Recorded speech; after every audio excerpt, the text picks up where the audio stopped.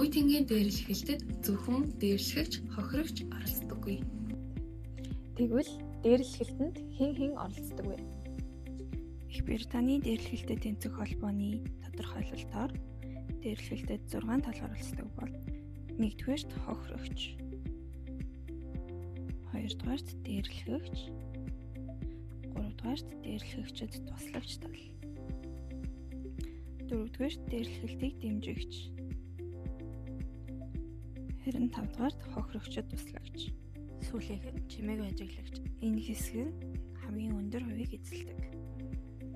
Дээрлэхлийн тухай гэр бүл, багш, нийгмийн ажилтан зэрэг насанд хүрсэн хүнд хэлэх нь хов цууч буй хэрэг огтоосоо биш. Тиймээс хэн нэгэн заавал хэлээрэй.